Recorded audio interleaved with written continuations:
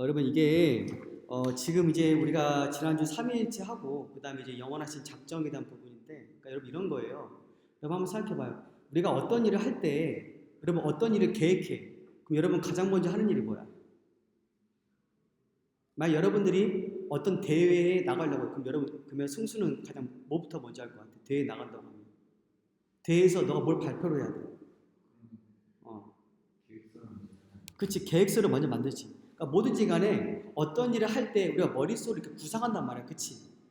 계획을 세우고 체계를 세운 다음에 어떤 식으로 이것을 진행해 나갈지 하는 부분들을 구상한단 말이야. 그러니까 마찬가지야. 하나님께서 이 세상을 창조하시고 어떤 이 창조와 종말까지 모든 부분들을 하나님이 작정하셨을까 안 하셨을까? 하나님이라면 작정하신단 말이야. 그러니까 모든 부분에 있어서 발생하는 그 모든 사건의 부분들을 하나님께서 작정하시고 정하셨다는 게 하나님의 영원하신 작정 교리인데 좀 되게 어렵고 사실 되게 이 신비한 부분들이 되게 많이 있거든. 특별히 우리가 이제 큰 범위로 보게 되면 여러분 이거야. 하나님의 작정이라고 부르면은 두 가지로 이렇게 분류할 수 있는데, 하나는 그러니까 온 피조 세계, 온 우주에 대한 그 모든 사건에 대한 작정이 있고, 또 한 가지 작정은 뭐냐면은 인간 개개인의 운명에 대한 작정이 있어. 그러니까 큰 동심원을 그리면 가장 큰 동심원 바깥에 하나님의 전체의 작정이 있고, 그 가운데 중심에 각 사람에 대한 어떤 이 도덕적인 피조물인 천사와 마귀에 대한 작정도 함께 있는 거야. 그러니까 우리가 이제 오늘 살펴볼 게 뭐냐면은 하나님의 전체의 그 모든 작정과 함께 우리 인간의 그 예정에 대한 부분, 정말 어려운 부분이야. 예정에 대한 부분 살펴볼 건데 되게 어려울 수 있어. 어려울 수 있지만은 천천히 좀 공부하다 보면 그렇게 어렵진 않을 거예요. 자 14페이지 보세요. 14페이지 보게 되면 자 14페이지 첫 문단을 우리 승수가 한번 읽어보자. 성경을 보면 하나님은 세상과 사람을 창조하신 일을 시작하기 전에 어떤 일을 생각하시고 결심하셨으며 결정하셨음을 알 수 있다. 이와 같은 성경의 묘사를 흔히 하나님의 영원하신 작정의 교리라고 부른다. 이 작정의 교리는 성경의 교리 중에 가장 어려운 교리라고 할 수 있다. 왜냐하면 유한한 이해력을 초월하고 우리의 보잘것없고 왜소한 지성이 파악할 수 있는 범위를 넘어서는 내용이기 때문이다. 자 여러분 일단 우리가 전제할 게 뭐냐면은 우리가 유한한 피조물이야. 그치? 여러분 이게 중요해. 우리가 성경을 대할 때 항상 우리가 겸손한 태도로 우리가 유한한 피조물임을 전제하지 않고 사실 성경을 대한다면 잘못 접근하고 있는 거예요. 제가 누누이 얘기하지만은 출애굽기 3장에 모세가 불타는 떨기나무 앞에서 자신의 신을 벗고, 그러니까 제가 저번에 얘기했지만은 자신의 이성을 내려놓고 내가 유한한 피조물임을 인정하고 하나님의 말씀 앞에 복종하는 태도가 제일 중요해요. 그러니까 가장 큰 문제가 우리가 사실 성경을 잘못한 태도 중에 잘못 태도가 뭐냐면 되게 교만한 태도야. 그러니까 자신의 지성에, 자신의 그 이성적인 사고에 성경을 대한 성경이 이게 자신 이성적인 사고에 부합하지 않으면 거부하는 사람들이 많이 있어. 또 성경을 바꾸려고 하는 사람도 있어. 되게 철학자들, 지적인 사람들이 그렇게 일을 많이 해요. 그러니까 성경을 대할 때 겸손하게 하나님이 이 계시된 말씀에 내가 복종하는 게 아니라 나의 유한한 지성에 이 말씀을 맞추려고 할 때, 그러니까 잘못된 어떤 이 성경에 대한 잘못된 접근 방식이야 이게. 그러다 보니까 그것 때문에 사실 문제가 많이 생기는 건데, 자 이제 1번 보게 되면 하나님은 영원 전부터 변치 않는 계획을 가지고 계신 거야. 변치 않는 계획. 제가 아까 얘기한 것처럼 성경을 보게 되면 하나님께서 이 세상을 창조하기 전에 무엇인가 결정하고 작정했다는 표현들이 많이 있어. 특별히 우리 에베소서 1장 4절 말씀 보게 되면 하나님의 창세 전에 그리스도 안에서 우리를 택했다는 말씀이 있거든. 그러니까 창세 전에 하나님이 아무것도 없는 그 상황에서 성부, 성자, 성령, 이 성삼위일체 하나님 이 위격들 사이에서 이 온 세상에 대한 또한 이 피조물에 대한 하나님의 작정이 있었다는 거예요. 자, 그래서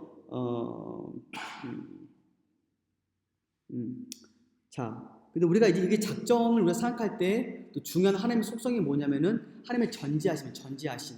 모든 것들이 미리 아시기 때문에 처음부터 끝까지 모든 것을 사실 다 안다는 거야. 그리고 이 세상에서 일어난 그 모든 사건들이 우발적인 사건이 있을까 없을까? 아무것도 없어. 그러니까 하나님께서 모르시는 사건이 발생할 수 있을까 없을까?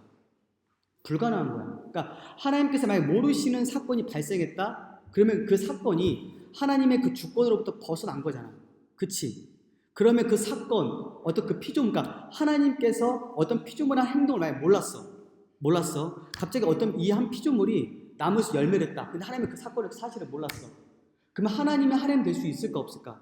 없지. 그치? 왜냐면 하나님은 주권적이고 전능하시고 전지하신 분이기 때문에 만약에 하나님과 독립돼서 피조물이 무엇인가를 한다? 만약 하나님께서 모르시는 것이 있어.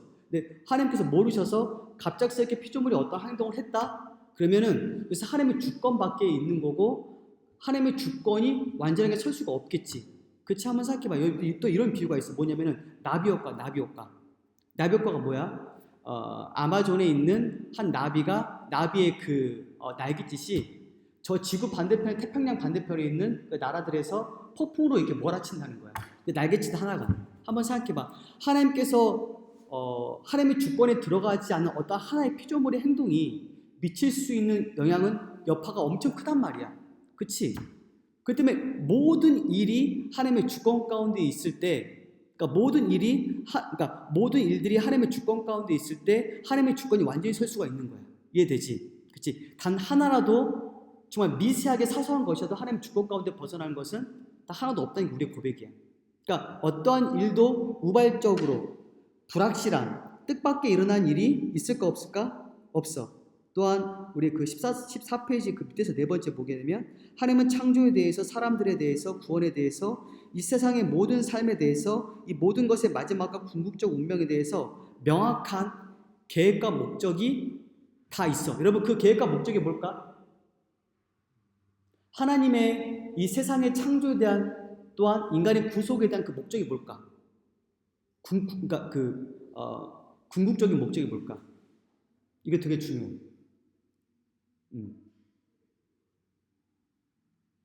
뭘까? 하나님의 영광이지. 성경은 분명히 말해.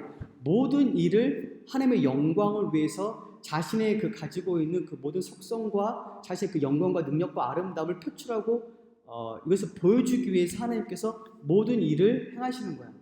그러니까 그 에베소서 같은 데 말씀 보게 되면은 어떤 찬송의 영광.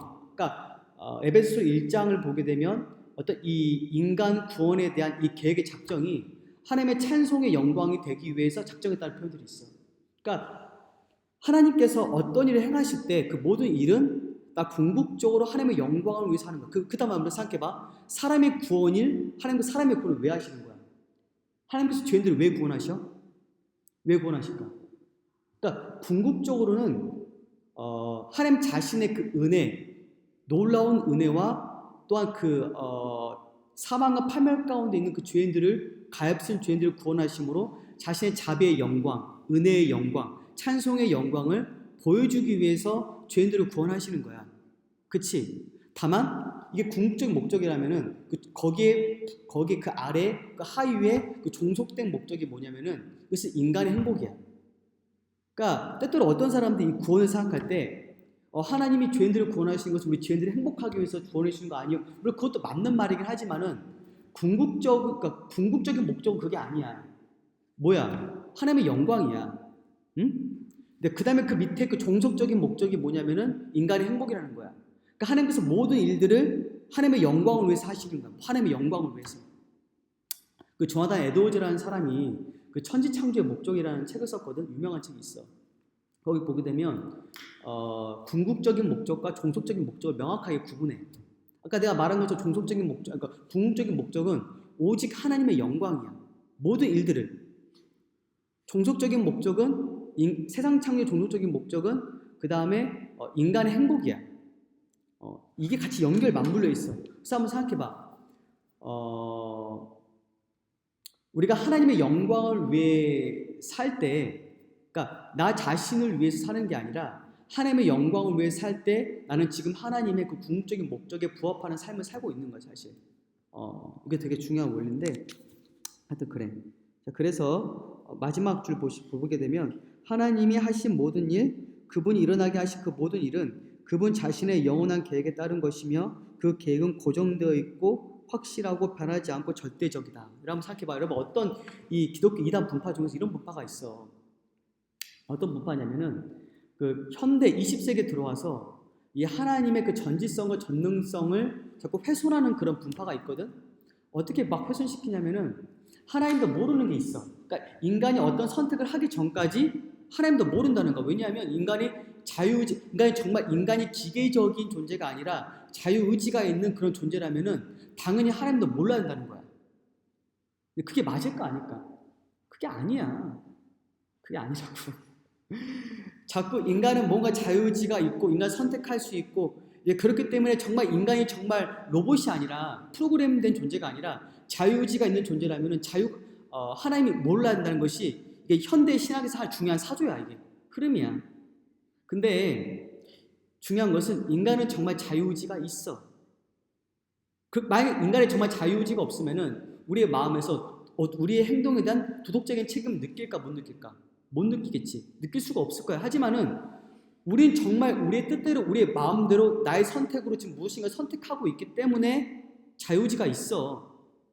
그래서 우리가 정말 잘못된 행동을 하게 되면 이것이 하나님 때문에 그런 게 아니라 내가 했기 때문에 마음의 가책을 느낀단 말이야. 그렇지? 그래야 돼. 그게 정상이야. 하지만은 또 한편으로는 하나님의 주권도 함께 같이 가. 좀 더 뒤에서 한번 보겠지만은 하나님의 주권과 인간의 자유의지라는 이 부분은 정말 신비 중에 신비고 어떤 신학자 이런 말을 해. 신적인 역설이라고 부르기도 해. 뭐냐면은 우리가 성경을 보게 되면은 하나님의 주권과 인간의 자유의지가 함께 양립되어 있어. 함께 가. 근데 같이 가. 인간이 어떤 행동을 하지만은 인간의 자유롭게 어떤 선택을 하지만은 근데 그 행동의 그 선택이 하나님의 작정 가운데 있는 거야. 근데 이것이 어떻게 맞물리는지 우리는 알 수 없어. 이것은 하나님만이 아시는 거야. 이해할 수가 없어. 그러니까 모든 일들이 하나님의 주권 가운데 있지만은 인간은 자유롭게 자신이 원인이 돼서 그 일을 행한단 말이야. 그러니까 2차적인 원인이 돼서 이 두 가지를 어떻게 조합시킬 수 있는 사람이 아무도 없어. 어떤 철학자, 어떤 목회자, 어떤 신학자 이것을 두 개를 조합시킬 수가 없어. 나중에 이제 우리가 지금 볼까? 지금 보게 되면 뒤에 좀 더 다시 한번 볼게. 이 부분에 대해서. 다음 페이지 봐봐. 자, 15페이지 보게 되면 자, 2번 보게 되면 하나님의 계획을 일어나는 모든 종류의 일과 사건들을 포괄하고 결정한다는 거야. 자, 그래서 아까 내가 분명히 얘기했지만은 우발적인 사건이 있어 없어? 없어. 우발적인 것, 불확실한 것 아무것도 없어. 하나님께서 보실 때는 이사 46장 말씀 이런 말씀이 있거든. 시초부터 종말 안다는 말씀이죠. 10절 말씀은 시초부터 종말 안다는 말씀이죠. 그러니까 하나님께서는 세상의 창조부터 종말 때까지 그 모든 일들을 세세하게 미세하게 전부 다 작정해 놓으신 거야. 모든 계획들을. 다만 이 작정이라는 것이 인격적인 작정인 거야. 그러니까 인간의 인격이 개입되지 않은 하나의 기계론적인 결정론적인 작정이 아니란 말이야. 그러니까 우리가 이제 그 하나님의 예정을 어떤 세상 사람들이 말하는 운명론, 어떤 그러니까 운명론, 숙명으로 바꾸는 사람, 여러분 성경에서 말하는 작정과 예정은 운명론이 아니야. 여러분 혹시 이 이야기 알지 모르겠지만은 제가 그 이름이 잘 기억이 안 나는데 그리스 로마 신화에서 이런 게 있어. 어떠한 사람이 신탁을 받아. 어떤 신탁을 받냐면은 어떠한 왕자가 자기 아버지를 죽이고 어머니와 결혼한다는 그 신탁을 받아. 근데 이 사람은 이 운명의 신탁을 어떻게든 피하기 위해서 정말 열심히 어떻게든 피할 노력을 해. 근데 결국에 내가 행하는 그 일이 그 신탁을 피할 수가 없어. 내가 노력을 하지만은 이게 운명론이야. 그러니까 인간의 노력과 인간의 성취와 인간의 결단 이런 것들이 개입되지 않는 이게 운명론이야. 여러분 기독교 운명론일까 아닐까? 운명론이 아니야. 다만 우리가 이 두 가지 같이 이해할 수는 없어. 어떻게 하나님이 작정하셨고 하나님 주권적으로 모든 것들을 역사하시는데 어떻게 인간의 자유롭게 원인이 돼서 이렇게 활동하는 거지? 그 누구도 조화를 못 시켜. 자, 그래서 여러분 이 줄거지 부분 봐봐. 그러므로 모든 것이 하나님에 의해 결정된다면 자유롭고 자발적인 행위자들의 자유롭고 자발적인 행동들도 당연히 그 안에 포함되어 있어야 돼. 자, 모든 것이 하나님의 주권과 작정 가운데 있고 하나님이 영원 전에 정해 놓으셨다면 또 이게 한 축이야. 이게 한 축이야. 또 한 축이 뭐가 있어? 자유롭고 자발적인 우리 도덕적인 행위자, 바로 우리 말하는 거야. 또한 천사와 마귀도 말하는 거야. 그러니까 도덕적인 피조물들이 지금 말하는 거야. 자, 자유롭고 자발적인 행위자들의 자유롭고 자발적인 행동도 다 그 안에 다 포함되어 있어. 자, 첫 번째 성경을 보게 되면 모든 사건이 하나님의 작전 가운데 있다고 말하는데, 자, 이 세 구절 우리 형주가 한번 읽고 예성이 한번 읽고 승수 한번 읽어주세요. 세 구절. 하늘에 있는 것이나 땅에 있는 것이 다 그리스도 안에서 통일되게 하려 하심이라. 모든 일을 그의 뜻의 결정대로 일하시는 이의 계획에 따라 우리가 예정을 입어 그 안에서 기업이 되었으니. 계획은 사람이 꾸으나 모든 일을 작정하기는 여호와께 있느니라. 천재 두 마리가 한 아스타리온에 팔리지 않느냐. 그러나 너희 아버지께서 허락하지 아니하시면 그 하나도 땅에 떨어지지 아니하니라. 자, 첫 번째 말씀 보시게 되면은 이제 그리스도 안에서 모든 게 통일되게 하란다는 말씀이니까 이런 말이야. 그러니까 이 우주의 창조자가 누구야? 그리스도야. 그리스도가 창조했고 그리스도 안에서 다시금 만유가 회복되는 게 하나님의 구원의 계획이거든. 자, 그게 구원의 계획인데, 자, 봐봐. 모든 일을 그의 뜻의 결정대로 일하시는 이의 계획이라는 거야. 모든 일. 여기에 포함된 모든 일은 온 세상의 만상, 모든 일. 모든 게 다 포함되는 거야. 자, 그 다음 문장 보시게 되면은, 자, 제비는 사람이 뽑지만은 모든 일의 작정이 그러니까 이 제비를 뽑는 이 우발적인 일, 이 우연한 일도 하나님의 작정 가운데 있는 거야. 그러니까 우리가 볼 때는 무슨 그냥 우연한 것처럼 보여. 그치? 근데 사실 그 뒤에 뭐가 있어? 하나님의 주권적인 손이 있다는 거야. 그러니까 사람이 볼 때 우발적인 일이지만, 우발적인 사건이지만은, 우발적인 사고지만은 그 뒤에 누가 있어? 하나님이 계시다는 거야. 자, 그래서 아까 이제 그 마태복음 10장 29절 말씀에 하나님 아버지께서 허락하지 아니하면 참새가 땅에 떨어지는 것도 돼, 안 돼? 안 되는 거야. 그러니까 여러분 한번 생각해봐요. 여러분 성경 말씀 이런 말씀이 있어요. 생사하복의 주권자가 누구야? 생사하복의 하나님이야. 죽고 사는 것 하나님의 힘에 달려있는 거야. 내가 설교 때 얘기했지만은 죄인이 살아있는 것, 목숨을 부지하는 것은 하나님의 주권적인 자비와 인내하심이야. 하나님께서 만약에 그 죄를 인내하지 않고 이제 생명을 거두기로 정하시면 그 죄는 죽는 거야. 다만 하나님께서는 우리에게 계속적으로 지금 뭐 하시는 거야? 회개할 기회를 주시는 거야. 회개할 기회 주시는 거야. 그래서 우리가 심판 앞에서 우리가 그것을 핑계할 수가 없는 거야. 하나님은 우리에게 회개의 기회를 주셨거든. 자, 그래서 그 다음 두 번째 자유로운 행위야. 자유로운 행위. 자, 잠언 21장 1절 말씀 형주가 읽어보세요. 왕의 마음이 여호와의 손에 있음이 마치 물과 같아서 그가 임의로 인도하시느니라. 자, 여러분 이거 되게 중요해. 마음이 누구 손에 있어? 하나님의 손에 있어. 그러니까 우리가 마음을 먹고 계획을 하잖아. 어떤 선택을 하잖아. 그치? 근데 그 어떤 우리가 계획을 짜는 것, 선택하는 것도 하나님의 주권 가운데 있는데, 여러분 중요한 게 뭐야? 하나님께서 우리의 자유의지를 침해하실까 안 하실까? 침해하지는 않아.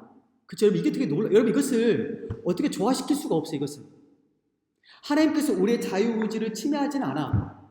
우리가 어떤 선택을 할 때 하나님께서 우리 뒤에서 강조를 밀지 않는단 말이야. 너 이렇게 해. 너 이렇게 죄를 지어. 말하지 않는다고. 죄를 짓는 건 우리야. 우리의 자유의지로 죄를 짓는 거야. 응? 다만 하나님의 허용하심의 작정이 그 뒤에 있는 거야. 허용하심에. 자, 줄거진 부분 봐봐. 심지어 성경은 우리에게 악한 행동까지도 하나님의 손안에 있다는 것을 가르쳐 주는 거야. 다만 중요한 게 이거야. 하나님의 악한 행동의 원인자가 될 수 있을까 없을까? 그럴 수 없어. 왜? 하나님은 선하신 분이지, 하나님은 거룩하신 분이지, 하나님은 불의한 일을 절대 행할 수도 없고, 한 사람이 죄를 짓도록 유도하거나 강압적으로 밀어붙일 수가 없어. 불가능하다고. 자, 다만 여러분 이게 중요해. 나 좀 더 뒤에서 얘기하겠지만은 여러분 출애굽기 말씀 보게 되면 이런 말씀이 있어. 하나님께서 바로의 마음을 완악하게 했다는 말씀이 있어. 그럼 여러분 어떤 사람들이 이 말씀 보면서 이런 생각할 수 있어. 하나님께서 바로의 마음에 죄를 주입한 게 아닐까? 그렇게 생각할 수 있겠지. 그치? 여러분 근데 그게 맞을까 아닐까? 아니야. 하나님은 죄를 주입하거나 죄를 유도하는 게 아니라 마음을 완악하게 먹도록 그렇게 뭔가 완강한 마음을 집어넣은 게 아니라, 하나님께서 은혜를 거두시면 그 사람에게 주어진 우리 저번에 첫 시간에 봤지. 일반 은총이라는 게 있어. 이것은 지성과 양심이 정상적으로 작동할 수 있는 그것도 은혜도 포함되는 거야. 그러니까 우리가 지금 한번 여러분 생각해봐. 여러분 지금 이 세상이 하나님의 은혜로 말미암아 사람들이 죄를 억제하고 있기 때문에 지금 그나마 지금 이 세상이 버티고 있는 거야. 만약에 하나님께서 사람들의 마음 가운데 있는 은혜 다 거두잖아? 그럼 사람들은 폭발적으로 죄를 지을 거야. 왜? 하나님의 죄를 억제하시는 은혜가 있기 때문에 지금 죄를 그나마 덜 짓는 거야. 이해되니? 그러니까 바로의 마음이 완강해져서 하나님의 명령을 거부한 게 하나님께서 은혜를 거두셨기 때문에 스스로가 마음이 완고해지는 거야. 이해되니? 응? 하나님의 은혜를 거두면 여러분 하나님의 은혜를 주는 것은 하나님의 주권 가운데 있는 거야. 그것은. 그러니까 여러분 사람의 마음이 너무 부패했기 때문에 하나님께서 마음을 그 은혜를 거두시면 그 사람은 자연스럽게 악해져. 부패해진다고. 죄를 짓게 된다고. 왜냐하면 애초에 우리 마음과 타락한 본성이 있기 때문에 그럴 수밖에 없어. 만약에 우리의 마음에 선한 마음이 있었다면은 타락한 본성이 없고 중의적인 마음이었다면은 죄를 안 지었겠지. 이해되니? 여러분 이 원리 되게 중요해. 응? 자, 여러분 자 그다음 봐봐. 여러분 되게 중요해. 자, 중요한 것은 하나님은 절대 악한 행동이나 죄의 원인자가 되실 수 없다. 다만 궁극적인 목적을 위해서 허용하는 거야. 자, 여러분 자 봐봐.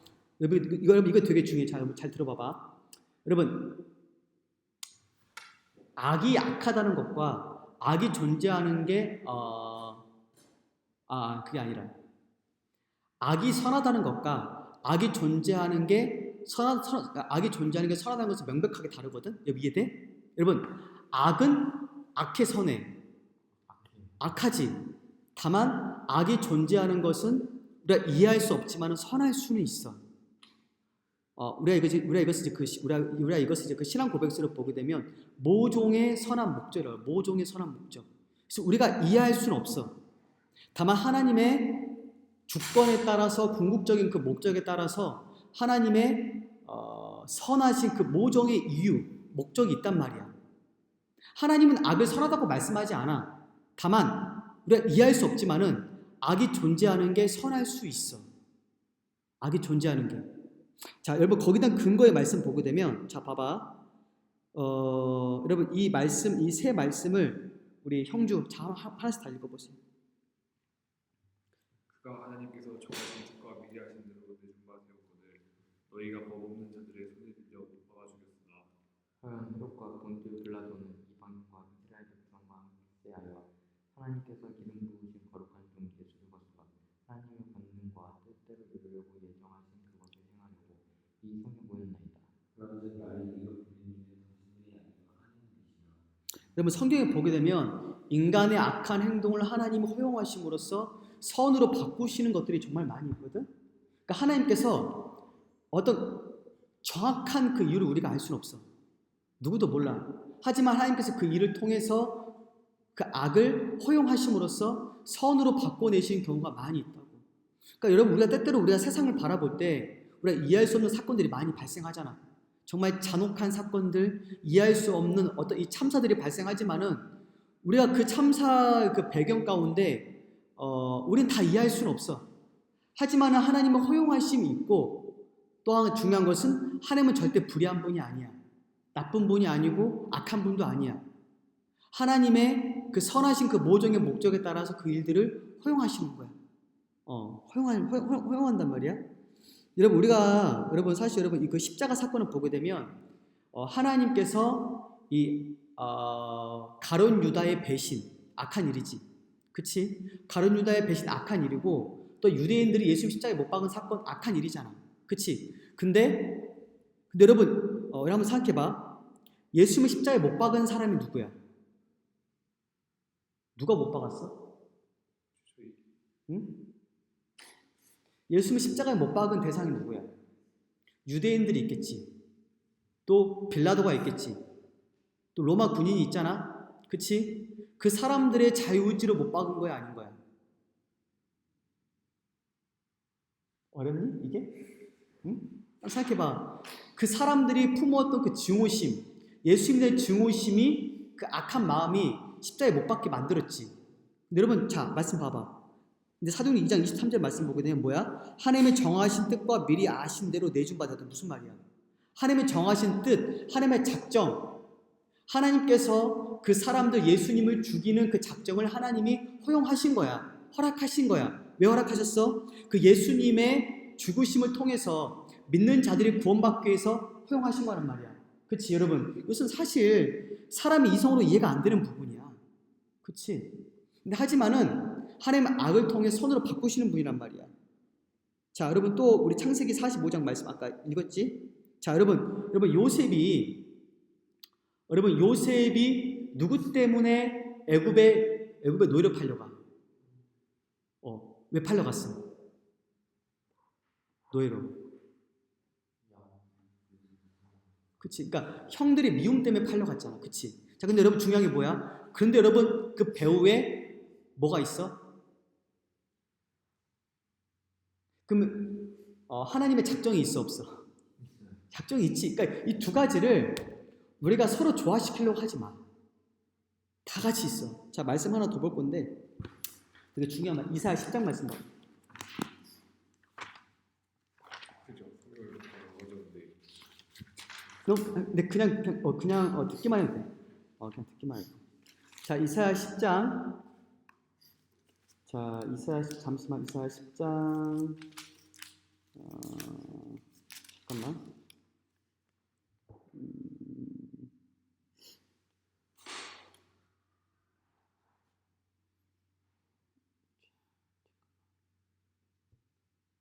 자, 5절, 6절, 7절 말씀을 순수가 한번 읽어봐. 한 있을진저 아수르 사람이여 그는 나의 진노의 막대기요 그 손을 잡는 나의 분이니라. 내가 그를 보내어 한 나라를 치게 하며 내가 그에게 명하여 나의 구원 백성을 쳐서 탈취하며 노력하게 하며 또 그들을 가로상의 진같이 짓밟게 하려 하오매 그의 뜻은 이같이 아니하며 그 마음의 생각도 이같이 아니하고 오직 그 마음의 허다한 나라를 파괴하며 멸절하려 하여. 자, 봐봐. 지금 이거 무슨 말씀이냐면 하나님이 아수르를 불러서 북이스라엘을 칠 거야. 북이스라엘 나라가 하나님께 우상숭배 저지르고 반역하니까 하나님이 아수르를 통해 심판하겠다는 거야. 자, 근데 봐봐. 아까 말씀 보게 되면 그래서 내 진노의 막대기 그 손의 몽둥이가 내 분노야. 자, 그래서 아수르를 보내서 경건하지 아니한 나라 어디야? 북이스라엘을 칠 거야. 또한 내가 그에게 명령해서 보내서 나를 노하게 한 백성을 쳐서 탈취하겠다는 거지. 자, 근데 여러분 문제는 뭐야? 여러분 중요한 것은 뭐냐면 자 7절 말씀 봐봐. 7절 말씀 보게 되면 뭐야? 그러니까 아수르 왕의 마음은 그의 뜻이 이같이 않다는 거야. 무슨 말이냐면은 지금 아수르 왕은 내가 하나님의 작정 가운데 그 일을 한다는 의식이 없어. 그냥 자기는 자기 뜻대로 지금 북이스라엘을 멸망시키려고 하는 거야. 왜? 그 나라를 얻기 위해서. 이해되니? 자, 그래서 7절 말씀 보게 되면 그의 생각도 이같이 아니하고 다만 그의 마음은 허다한 나라를 파괴하고 멸절하는 게 그 아수르 사람들, 아수르 왕의 마음인 거야. 그러니까 지금 아수르 왕은 하나님의 강압에 의해서 지금 그 일을 하는 게 아니야. 마음이 내가 하고 싶어서 한단 말이야. 내가 하고 싶어서 경건하지 아니한 나라 북이스라엘과 열방의 나라들을 심판하는 건데 하나님의 작정 가운데 하나님의 명령에 따라서 북이스라엘 그러니까 아수르 나라는 지금 심판을 지금 진행하고 있는 거야. 이해되니? 자, 하나님의 주권이 있어 없어? 있지. 그치. 아수르 왕은 그러니까 지금 하나님은 지금 아수르는 하나님의 지금 주권 가운데 지금 심판하고 있는 거고. 근데 여러분 인간의 자유의지가 있어 없어? 있지. 자기가 하고 싶은 일을 한단 말이야. 그치. 이 두 가지를 어떻게 합칠 수 있어? 누구도 못해. 양립해. 같이 간단 말이야. 여러분 이게 되게 중요해. 자, 그래서 자 15페이지 맨 마지막 문단 16페이지 첫째 줄까지 우리 예성이 한번 읽어보세요. 하나님의 거룩하심을 믿는 우리들은 이것을 어떻게 바라봐야 하는가? 하나님은 어떤 의미에서도 그리고 아무리 소소한 것이라도 할지라도 악을 유발하시지 않는다. 하지만 하나님은 악한 행위자들이 악을 행하는 것을 허용하시며 그분 자신의 지혜롭고 거룩한 목적을 위해 악을 지배하신다. 하지만 하나님의 뜻은 악의 한계를 설정하여 그 악이 벗어나지 못할 정확한 궤도와 이루게 될 결과를 정하며 결과적으로 소원이 이르도록 지배하신다. 자, 그래서 요셉과 유다가 예수님 배반한 사건이 그 사건이야. 그래서 하나님의 뜻은 그때 여러분 하나님의 악의 한계를 정확하게 그어 놓으셔. 정확하게. 그래서 그 악에 벗어나지 못할 정확한 궤도, 이루게 될 결과를 정확히 결정해서 결과적으로 그 악을 통해 선을 만들어 내신단 말이야. 그 선을 이뤄내시는 그 모든 부분들은 우리가 지금 이 땅에서 다 볼 수는 없어. 다만 우리가 천국에 가게 되면 그 하나님의 주권적인 섭리의 그 모든 역사의 단면들을 우리가 촘촘히 다 보게 될 거라고. 지금 우리가 다 이해할 수 없어, 이 부분은. 이해되니? 응? 자, 3번 봐봐. 자, 하나님의 모든 작정은 무조건적이고 주권적인데 이 부분은 우리 형주가 한번 읽어봐, 이 문단. 하나님의 작정은 어떤 의미에서도 인간의 행동에 의해 좌우되지 않는다. 그것들은 사람들이 행하거나 행하지 않을 무언가에 의해 결정되지 않는다. 하나님의 작정은 심지어 하나님이 미리 아신 바 사람들이 앞으로 취할 행동에 의해 결정되는 것도 아니다. 하나님의 작정은 절대적으로 무조건적이다. 하나님의 작정은 하나님 자신의 의지와 그분 자신의 거룩하신 외에는 어떤 것에도 좌우되지 않는다. 하지만 이것이 우리의 삶에 원인과 결과가 없다는 의미는 아니다. 자연과 인생에는 원인과 결과라는 것이 있다. 하지만 이 교리가 말하는 것은 모든 원인과 결과, 자유로운 행동들은 하나님의 자신의 작정의 일부라는 것이다. 그분은 그같이 특별한 방식으로 일하기를 결정하셨다. 하나님은 그가 계획하신 결말이 확실하게 그리고 불가피하게 발생하도록 정하셨으며 그 무엇도 이것을 방해하거나 좌절시킬 수 없다고 정하셨다. 자, 여러분 이게 무슨 말이냐면 한번 생각해봐. 여러분 잘 들어봐봐. 여러분 하나님께서 어떤 걸 작정하실 때 하나님께서 피조물이 어떻게 행할 것을 알고 거기에 맞춰서 하나님이 작정하시는 걸까? 아니면 하나님께서 모든 것을 자기 뜻대로 작정하시는 걸까? 응? 이해되니? 좀 어렵지? 그치? 무슨 말이냐면은 하나님께서 이것을 다르게 비유하면 여러분 이런 거야.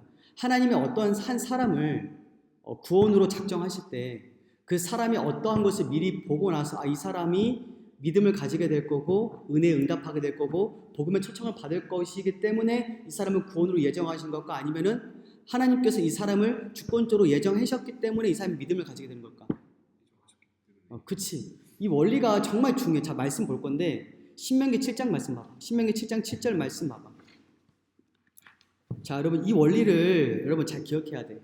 자, 신명기 7장 7절부터 9절까지 말씀을 읽어봐봐. 자, 우리 승수가 한번 읽어봐. 여호와께서 너희를 기뻐하시고 너희를 택하시는 너희가 다른 인생보다 수요가 많은 멘토가 아니라 너희는 모든 이들 중에 가장 적으니라. 여호와께서 다만 너희를 사랑하심을 인하여 또는 너희 열조에 하신 맹세를 지키려 하심을 인하여 자기의 권능의 손으로 너희를 인도하시되 너희를 그 중요한 지도자 애굽과 바로의 손에서 속량하셨나니 그런즉 너는 알라. 오직 내 하나님 여호와는 하나님이시요 신실하신 하나님이시라. 그를 사랑하고 그 계명을 지키는 자에게는 천대까지 그 언약을 이행하시며 인내를 베푸시되. 자, 여러분 봐봐. 여러분 지금 애굽 나라에 속량하신 이유가 어디 있는 거야? 그들을 왜 애굽에 속량하신 거야? 그러니까 사랑하기 때문에 그런 거지. 자, 근데 분명히 아까 신명기가 말씀 보게 되면 뭐 수요가 더 많아서 또 뭔가 다른 민족들보다 뭔가 더 이렇게 뭔가 열정적이고 뭐 하나님을 잘 섬기기 때문에 그런 것과 아닐까? 아니야. 뭐야? 다만 너희를 사랑하시기 때문에 그런 거야. 그러니까 하나님께서 이 이스라엘 백성들을 택하신 이유가 원인이 어디 있어? 다만 너희를 사랑했기 때문에 그런 거야. 그러니까 하나님의 사랑이 하나님의 주권적인 자유로운 그 예정이 그 이스라엘 백성들을 구원하게 만든 거야, 하나님께서. 그러니까 이스라엘 백성들이 뭔가 다른 나라의 민족들보다 뭔가 은혜를 베풀게 되면 더 많이 하나님을 잘 섬기고 어떤 하나님을 더 잘 예배하기 때문에 그런 게 아니라 하나님의 주권적인 자유 속에서 자유롭게 이 이스라엘 백성을 택한 거란 말이야. 여러분 이 기독교 분파 중에서 어떤 분파가 있냐면 특별히 감리교. 여러분 감리교를 보게 되면 감리교에서 말하는 그 예정이 있어. 예정이 뭐냐면은 이거야. 조건적인 예정. 그러니까 조건적인 예정. 그러니까 조건적인 예정이 뭐냐면은 이 사람에게 은혜를 주게 되면 믿음으로 반응하고 끝까지 견뎌서 이 사람이 끝까지 구원의 길을 걸을 거기 때문에 이 사람을 구원으로 예정하고 만약 이 사람이 은혜를 주는데 이 사람이 은혜를 반응하지 않아 거부해. 믿음을 가지지 않아. 그래서 이 사람을 멸망으로 예정했다는 게 이것이 조건적인 예정이야. 근데 많은 기독교 분파에서 이 조건적인 예정을 받아들여. 왜냐면 합리적인 것처럼 보이니까. 왜냐면 또 사람들이 볼 때 뭔가 하나님의 불의한 분처럼 보이지 않기 때문에 그러는 거야. 근데 여러분 우리는 어디냐면 우리는 뭘까? 응? 그러니까 우리의 교단이 뭐야? 장로교지, 장로교. 장로교는 하나님의 주권적인 예정을 믿어. 조건적인 예정이 아니라. 그러니까 하나님의 주권과 하나님의 영광에 모든 초점을 두는 거야. 여러분 다만 여러분 이 차이가 구원을 가져오는 차이는 아니야. 뭐 적극적 예정을 믿는다고 해서 뭐 구원 못 받고 그런 말한 게 아니라 성경에서 말하는 그 예정의 의미가 뭔가 이렇게 되게 중요해. 그러니까 하나님께서 만약에 어떠한 사람이 이 사람이 이렇게 할 것을 보고 나서 구원을 준다면은 이게 정말 은혜의 구원일까? 응? 한번 생각해봐. 아니야, 사실. 하나의 구원은 보상이야, 보상. 보상이겠지. 아, 이 사람이 당연히 이 사람이 은혜를 주니까, 이 사람이 믿음을 가졌네? 이 사람이 열심히 신앙생활을 했네? 끝까지 견뎠네? 이것은, 그래서 그 사람이 구원을 받았다면은, 그것은 하나의 보상이지, 보상. 그치? 하지만 구원은 뭐야? 은혜야, 은혜. 응? 자, 로마서 11장 6절 말씀 한번 우리 순수가 한번 읽어봐. 로마서 11장 6절 말씀. 그게 없어. 그러니까 로마서 11장 6절 말씀 읽어.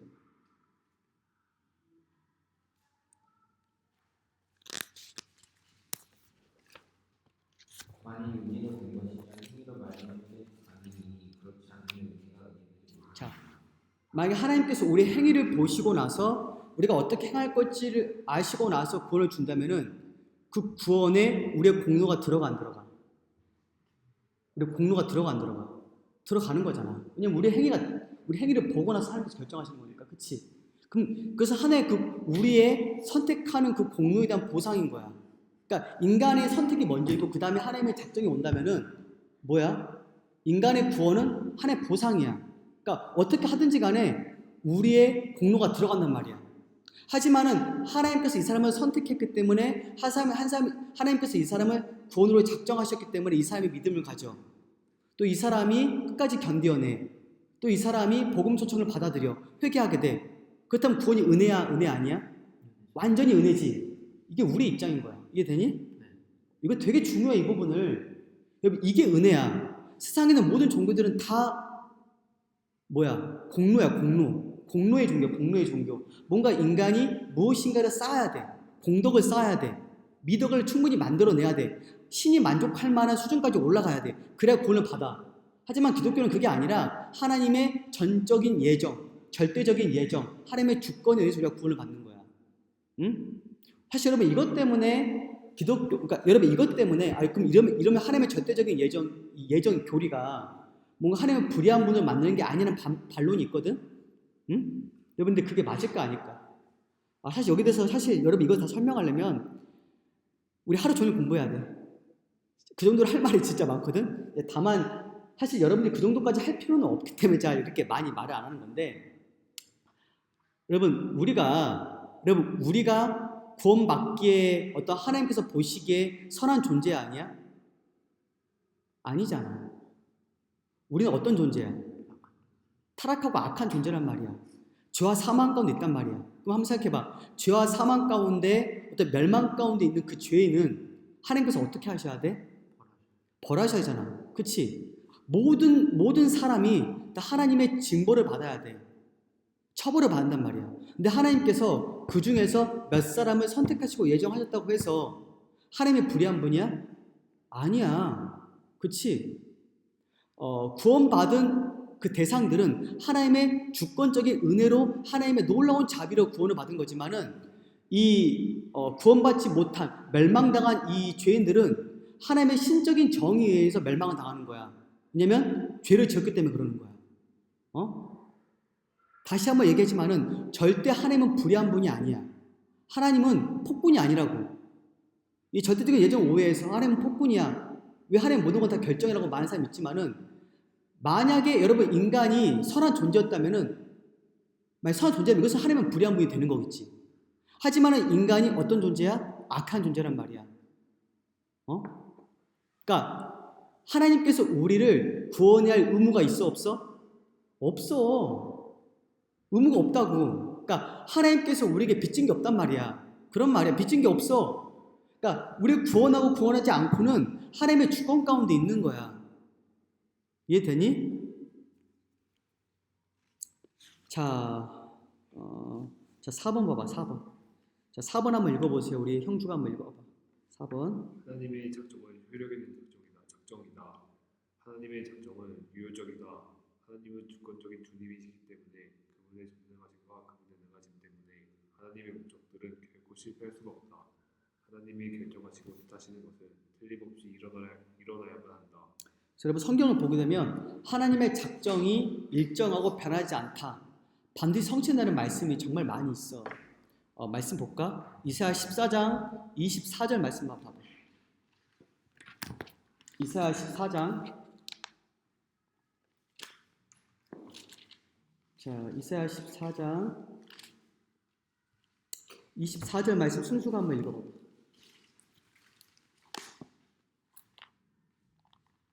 만군의 여호와께서 메시아를 이르시되 나의 생각한 것이 반드시 되며 나의 경영한 것이 반드시 이루리라. 자, 하나님이 생각한 게 반드시 돼야 하는데 반드시 되지. 그러니까 하나님께서 계획하신 것은 반드시 이루어진다는 말씀이야. 자, 말씀 또 하나 볼 건데, 자, 욥기 23장 13절 말씀 우리 예선이가 한번 읽어봐봐. 욥기 23장 13절 말씀. 그러나 그분이 정하신 뜻이 있는데 누가 바꾸겠는가? 그분은 무엇이든 원하시면 그대로 하시는 분이에요. 14절까지 읽어봐봐. 그분은 나를 위해 정하신 일을 이루시고 또 그분께서는 아직도 그런 계획이 많이 있다. 그치. 하나님의 뜻이 일정해. 그래서 누구도 그 뜻을 돌이킬 수 있어 없어? 그치. 만약에 하나님의 뜻을 돌이킬 수 있는 존재가 있다면은 그 존재가 바로 하나님인 거야. 이해되니? 왜냐면 하나님과 동등한 존재인 거야. 근데 그런 존재가 있어 없어? 없어. 불가능해. 그러니까 하나님의 작정은 반드시 성취돼 성취가 안 돼? 성취된다는 거예요. 되게 중요해요, 여러분. 그래서 하나님의 작정은 효력 있는 작정이 유효함. 그러니까 유효한 작정이 바로 이 말이야. 반드시 이루어진다는 거야. 유효하다는 게. 자, 그 다음 5번. 우리 5번 순수가 한번 읽어봐봐. 하나님의 작정은 하나님의 분노가 완벽하게 일치한다. 하나님의 작정은 그분이 자신의 최고로 지혜롭고 자비롭고 거룩한 분노가 그리면서 완벽하게 일치한다. 다시 말해 하나님 안에 모순이 있다. 하나님은 완벽하시고 절대적이시며 거듭문과 완벽하게 드러납니다. 자, 하나님의 작정이 내가 아까 제가 얘기를 했지만은 하나님의 작정의 사실 궁극적 목적이 뭐야? 하나님의 영광이지. 그러니까 하나님의 본성, 하나님의 어떤 선하심, 지혜, 자비, 영광, 심지어는 또 하나님의 공의로우심, 죄를 벌하신 하나님의 공의, 거룩하심의 그 모든 속성들의 탁월함과 아름다움을 보여주고 나타내기 위해서 하나님의 작정하신다는 거야. 응? 이해되니? 그렇지? 이게 하나님의 작정이야. 자, 그래서 하나님의 본성과 반드시 일치해. 모든 작정들이. 여러분 이게 중요해요. 그래서 여러분 꼭 기억해요. 하나님은 절대 불의한 일을 한다 안 한다? 안 한다는 거예요. 어떤 경우가 발생할 때 하나님은 불의한 일을 절대 행하지 않아요. 그래서 하나님 본성에 모순되는 거야. 하나님 본성에 모순되는 일을 할 수 있어 없어? 하나님 자신 속성에 위반되는 일을 할 수 없어? 할 수 있어 없어? 할 수 없지. 이거 되게 중요해. 자, 그 다음 문단 우리 형주가 17페이지 우리 첫 번째 문단까지 다 한번 읽어봐. 첫 번째 문제부터요. 그러니까 16페이지 마지막 문단부터 17페이지 첫 번째 문단까지 다 읽어.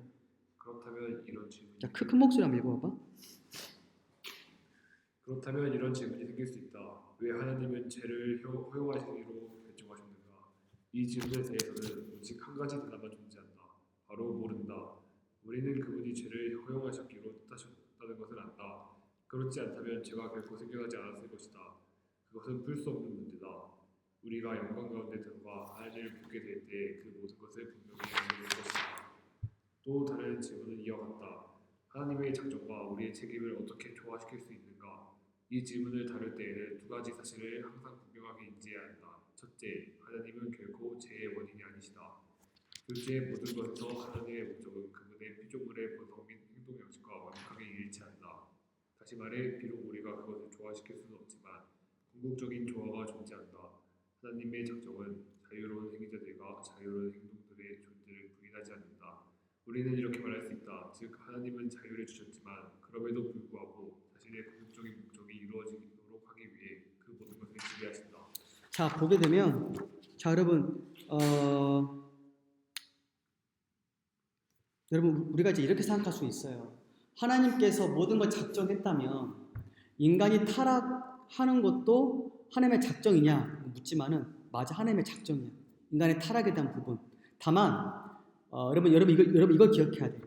우리가 보통 이제 우리 인간의 타락에 대한 부분이 원인을 두 가지로 봐요. 뭐냐면 먼 원인과 근접 원인이 있어. 근접 원인은 뭐냐면 아담의 자유의지야. 아담이 하나님의 명령을 어겨서 선악과를 따먹었어. 자, 먼 원인은 뭐냐면 하나님의 주권적인 작정이야. 절대 하나님께서는 아담을 죄를 짓도록 밀어붙이지 않았어.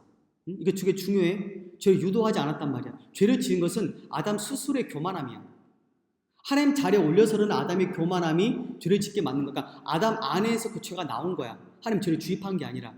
다만 하나님께서 아담이 타락하는 것을 하나님께서 허용하신 거야. 그것을.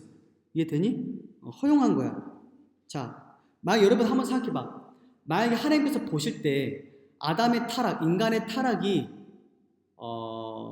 보실 때 선하지 않았다면 하나님 허용하지 않았을 거야. 그치? 여러분 하나님께서 어떤 것을 허용하실 때 그래서 하나님께서 보실 때 그 일이 선하기 때문에 그 일을 허용하시는 거야. 우리는 이해할 수는 없어 이 부분을. 이해할 수는 없지만은 하나님께서 어떤 일을 행하실 때 하나님의 그 궁극적인 그 목적과 계획에 부합하지 않으면 절대 어떤 일도 허용하시지 않아요. 다만 하나님께서 인간의 타락을 허용했다면 거룩하신 하나님께서 선하신 하나님께서 보실 때 그 일이 선했기 때문에 그 일을 허용하시는 거야. 다만 우리가 이해할 수는 없어. 자, 이것은 나중에 우리가 천국에 들어가서 그때 우리가 그때 그것을 알게 될 거야. 왜 이 부분을 허용하신다 이 부분을. 자, 아까 우리 그 다음 페이지 보게 되면 하나님의 작정과 우리의 책임 어떻게 조화시킬 수 있는가의 부분은 여러분 이것은 아까 제가 말씀을 드렸어요. 자, 넘어가도록 할게. 자, 그 다음 6번. 하나님은 창세전에 구원을 작정하셨다는 말씀이니까 하나님은 창세전에 구원을 작정하셨는데 자, 그래서 여러분 사람들과 천사들의 구원도 특별히 그들 중 일부의 구원은 세상이 창조되기 전에 하나님이 결정하셨다는 거야. 자, 하나님은 전적으로 그분의 선하신 뜻과 은혜로 말미암아 이 일을 하신다는 거지. 자, 우리 이 7번 우리 예성이가 한번 다 읽어보세요. 하나님의 작정은 인간의 이해를 초월한다. 사도 바울은 로마서 9장에서 하나님의 영원하신 작정이라는 위대한 교리를 선포하면서 로마 사람 하나가 다음과 같은 질문을 하는 상황을 가져간다. 나는 이것을 이해할 수 없어요. 내가 보기에 모순될 뿐만 아니라 무정치 못합니다. 만일 당신이 하나님의 뜻에 대해 말한 것이 진실이라면 하나님은 불의하신 분입니다. 인 것 같습니다. 이와 같은 질문에 바울은 다음과 같이 대답합니다. 그러면 하나님이 어찌하여 환문하시느냐? 누가 그 뜻에 대적하느냐? 우리는 하나님의 마음이 궁극적으로 어떻게 역사하시는지 이해할 수 없다. 왜 하나님이 바로를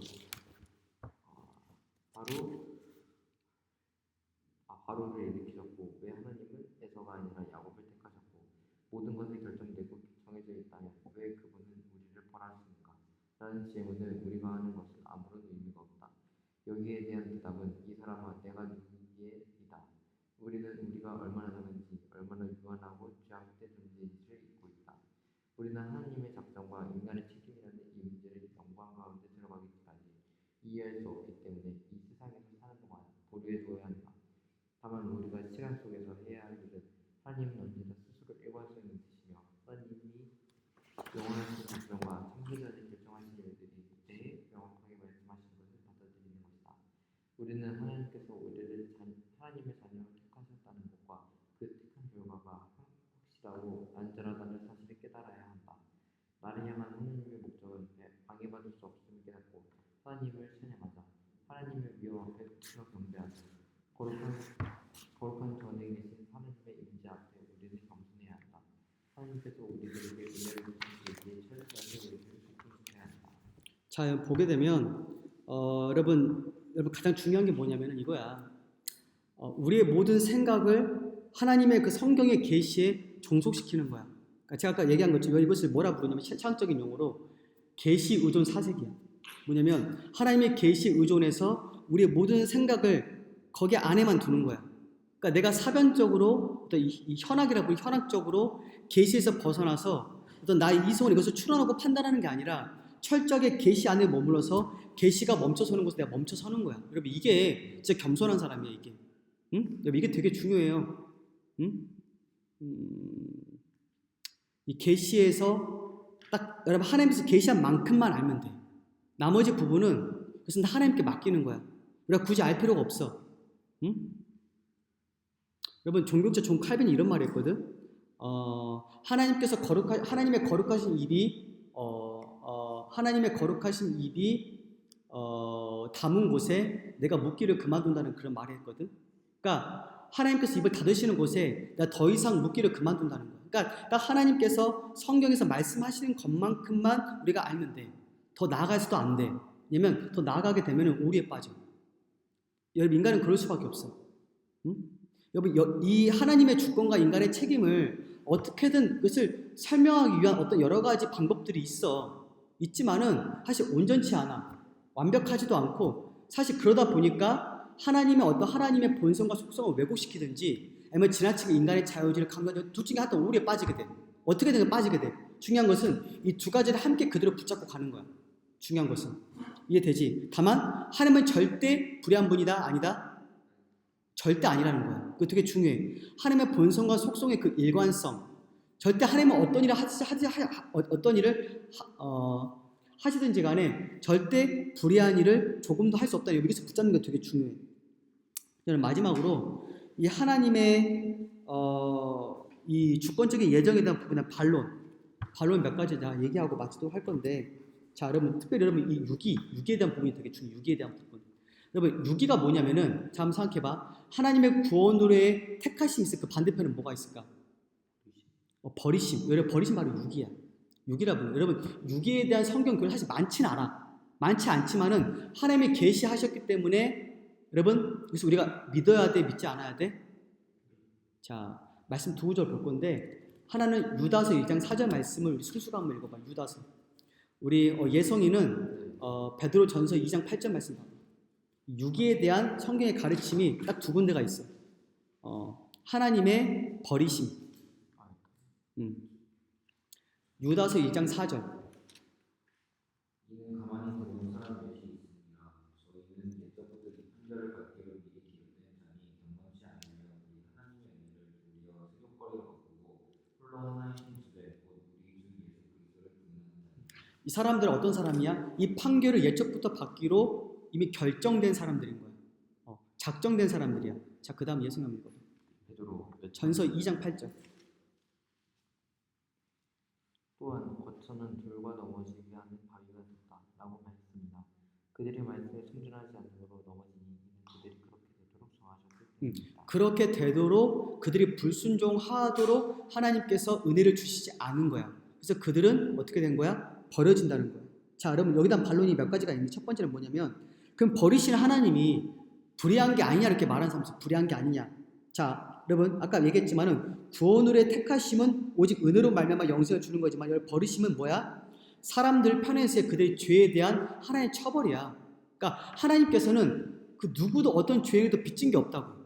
그러니까 그들이 처벌받는다면, 버려진다면, 하나님이 그들의 삶에 간섭하지 않고 그들을 버린다면은 그들은 그들의 죄에 대한 처벌을 받는 거야, 아니야?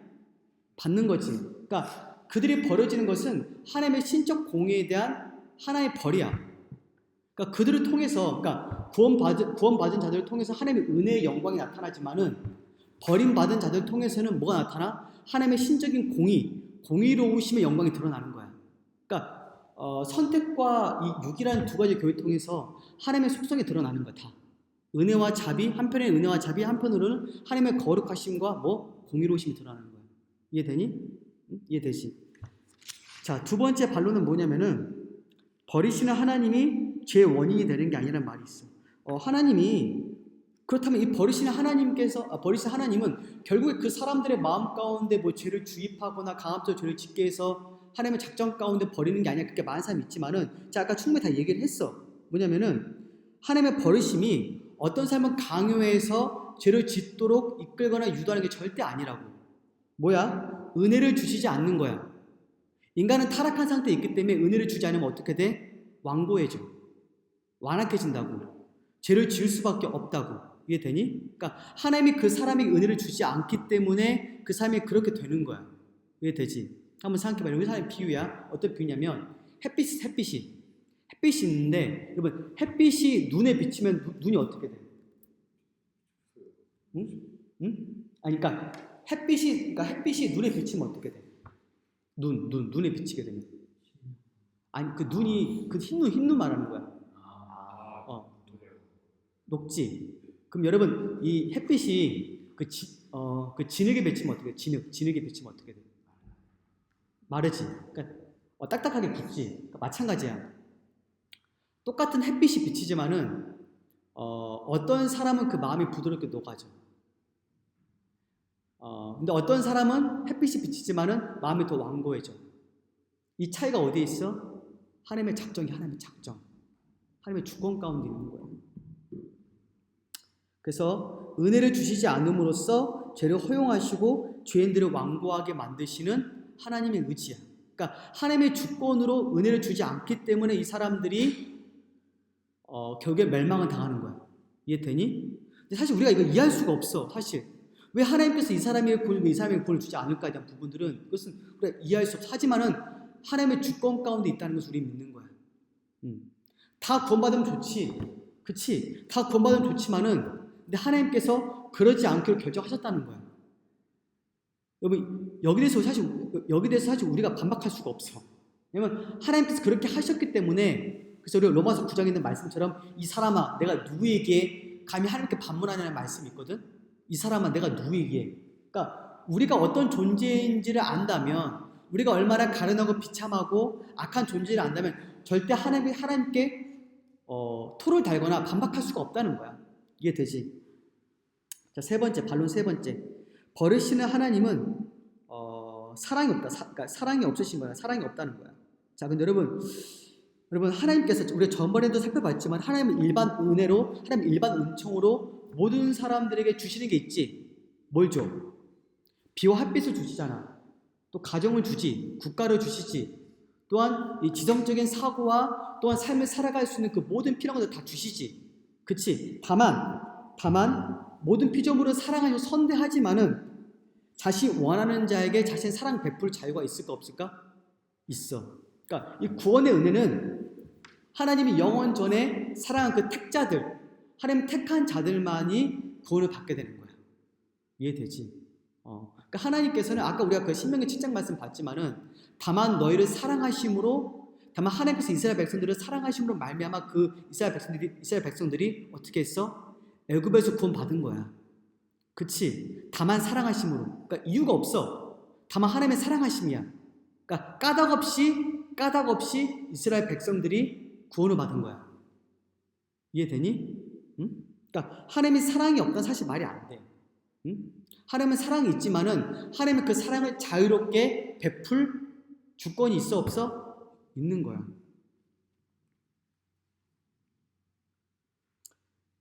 자 여기까지만 하고 이제 마치도록 할게. 그리고 여러분 사실 이거 말고도 또 할 게 사실 많아. 뭐냐면은 여러분 이거야. 하나님의 택자가 구원받을 삶에 예정되어 있다면 복음 전도가 할 필요가 있을까 없을까에 대한 그런 얘기를 해. 여러분 이게 여러분 예정되어 있으면 복음 전도 할 필요가 있을까 없을까?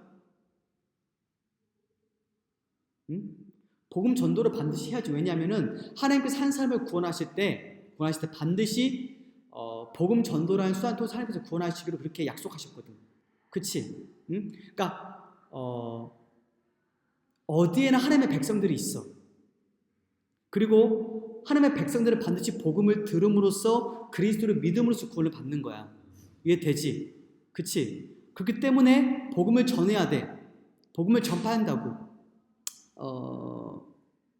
여러분 성경 말씀에 이런 말씀이 있어. 어떤 말씀? 사도행전 13장 48절 말씀에 영생을 얻기로 작정된 자는 다 구원받았다. 그러니까 다 믿었다는 말씀이 있거든. 무슨 말이냐면은 영생을 받고 작정된 그 사람, 그러니까 바울이 복음을 전했을 때 바울이 그 안디옥에서 말씀을 전하는데 영생 받고 작정된 그 사람은 다 복음을 받아들여. 그러니까 여러분 중요한 게 뭐냐면은 예정이 있기 때문에 우리가 어디에 가든지 간에 복음을 전하게 되면 거기에 하나님의 백성이 있을 것이고 반드시 복음 전도에 성공을 가져올 거야. 만약에 하나님의 예정이 아니라 인간의 자유의지에 의해서 만약에 구원이 결정된다면 여러분 구원 받을 수 있을까 없을까? 받을 수 없어 사실. 인간의 자유의지는 완악하거든. 복음을 증오하거든. 하나님 마음 가운데 역사하기 전까지 복음을 받아들일 수 있는 능력 자체가 사실 없어. 복음을 증오해. 그러니까 여러분 이런 거야. 우리가 어떤 구원받을 가능성 있는 가능성의 구원을 전하는 게 아니야. 이해되니? 그러니까 우리가 받아들이거나 거절하거나 하는 그런 가능성의 구원을 전하는 게 아니라, 내가 설교 때 많이 얘기했지만은 영원 전에 성부 하나님이 예수님을 중보자로 세우고 성부 하나님이 예수님에게 주신 그 택함 받은 자들이 구원을 받게 돼. 반드시 그 사람들이 구원받게 되는데 반드시 복음 전도의 수단을 통해서 구원을 받게 되는 거야. 이해되니? 그 때문에 우리가 복음을 전해야 돼. 하나님이 그 수단을 작정하셨기 때문에 반드시 복음을 전해야 한다고. 이해되지? 그러니까 우리가 전하는 구원이 구원 받을 수도 있고 없는 그런 구원이 아니야. 우리 힘으로 구원받게 하는 게 아니라 하나님의 작정 가운데 우리가 복음을 전할 때 성령 하나님께서 그 자리 가운데 문을 여심으로, 택자들의 마음을 여심으로 구원을 받아들이게 하시는 거야. 이해되니? 응? 그래서 우리가 어딜 가든지 간에 우리가 정말 진실하게 복음을 전하게 되면 성령님께서 함께 하시게 되고 그곳에 있는 하나님의 백성들의 마음으로 열게 돼서 구원받게 되는 역사를 우리가 보게 되는 거야. 이해되지? 오히려 우리가 또 우리는 성취된 구원을 증거하기 때문에 오히려 더 복음 전도 열정을 더 갖게 되는 거야. 우리 힘으로 하는 게 아니니까. 이해되니? 응? 자, 사실 여러분 이거 말고도 여러 가지 반론들이 사실 많이 있어. 많이 있지만은 물론 이제 이 정도까지만 할게. 이거 말고도 뭐 많이 있어. 사실 많이 있지만은 여러분 중요한 게 뭐냐면은 여러분 첫 번째 이거야. 근데 여러분 또 이걸 한번 생각해봐. 여러분 그렇다면 내가 하나님의 예정된 자임을 어떻게 할 수 있을까? 응? 여러분 이게 되게 중요해. 내가 하나님의 예정된 자임을 내가 이것을 어떻게 할 수 있을까? 응? 이게 중요하겠지. 어떻게 할 수 있냐면 내가 예수 그리스도를 구주로 믿고 있다면 예정된 사람인 거야. 이해되니? 자, 여러분 하나님께서 한 사람을 구원으로 예정하실 때 어떠한 사람이 구원받기 위한 그 과정에 있는 수단들을 배제하시는 게 아니야. 이해되니? 그러니까 한 사람이 구원받기 위해서는 누군가가 복음을 전해줘야 돼. 예수님을 전파해줘야 돼. 이해되니? 그리고 내가 나의 죄를 회개하고 예수님 나의 구주로 믿어야 돼. 그치? 이 과정이 없이는 구원받을 수가 없다고. 그러니까 내가 만약에 예수님을 나의 구주로 받아들이고 있다면 정말 내가 진실하게 나의 죄를 회개하고 예수님 나의 구주로 내가 받아들이고 있으면 나는 어떤 사람이야? 구원받은 사람인 거야.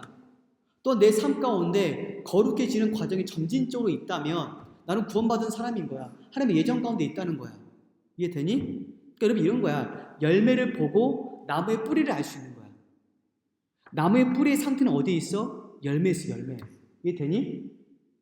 그럼 이거야. 수온지의 물 상태를 알기 위해서 시냇가의 물 상태를 보면 돼. 시냇가의 그 물 상태를 보게 되면은 그 물 상태가 좋게 되면은 수온지의 물도 좋은 거야. 이해되니?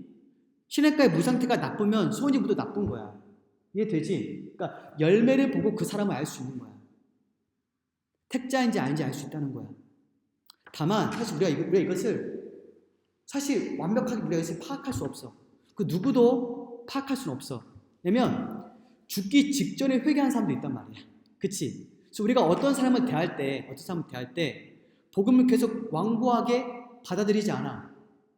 믿지 않아. 계속 거부해. 그렇다고 해서 그 사람이 유기된 사람이라고 볼 수 있을까 없을까? 볼 수 없어. 죽을 때까지 기회는 있는 거야. 죽기 직전까지. 만약 이 사람이 죽기 직전에 복음을 받아들이고 예수를 구주 영접하게 되면 이 사람은 택자인 거야. 응? 그럼 우리가 그 누가복음 23장 말씀 보게 되면은 누가 나와? 그게 있지. 예수님과 양편에 달린 누가 나와? 강도 있지, 강도가 나온단 말이야. 근데 한쪽 강도는 끝까지 죽기 직전까지도 예수님을 거부하잖아. 그치? 예수님을 욕하잖아, 비방하잖아. 근데 한편의 강도는 어땠어? 자신의 죄를 시인하고 예수님의 의로우심을 고백하면서 예수님께 어떻게 말씀드려? 당신의 나라가 임할 때 나도 같이 그 나라에 있게 달라는 그런 고백을 한단 말이야. 그치? 그러니까 죽기 직전에 이게 딱 구별이 되는 거야. 그 상황에서도. 응? 그러니까 여러분 바라는 게 뭐냐면은 절대 포기하지 마. 여러분의 가족이나 여러분의 친구가 죽기 직전까지 회개할 기회가 있어. 그러니까 이 사람이 너무나 복을 완고하게 거부하니까 너무나 죄를 많이 지니까 이 사람이 유기된 사람을 이렇게 보지 말라고. 이해되지? 또한 반면에 교회 안에 있어. 정말 신실하게 교회 생활 하는 것 같아. 믿음을 가진 것 같아. 교회 봉사도 열심히 해. 그렇다고 해서 이 사람이 정말 완벽하게 택자라고 볼 수 있을까? 죽기 직전까지 사실 몰라. 나중에 열심히 신앙생활 하다가 갑작스럽게 그 믿음을 버릴 수도 있어. 그러니까 이 사람들은 일시적인 믿음을 가진 사람이니까 그러니까 일시적인 믿음, 참된 믿음이 아닌 거지. 그래서 여러분 어떻게 보면 우리는 이것을 구분할 수 없어. 이 구분은 하나님만이 아시는 거야. 다만 우리는 교회 안에 있는 사람이라면 자비로운 판단이야. 자비로운 판단하는 거야. 이 사람은 구원받은 사람을 우리는 그렇게 보는 거야. 다만 우리는 완벽하게 이것을 이렇게 분리시킬 수 없어. 또 여러분 우리가 이제 그 교회사를 보게 되면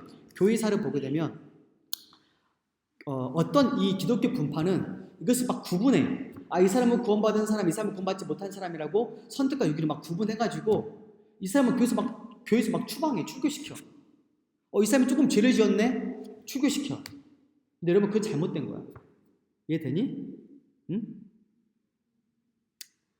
여러분 여기에 대해서 사실 할 말이 많은데 벌써 지금 1시간 5분째 강의했기 때문에 일단 여기서 마치도록 할게.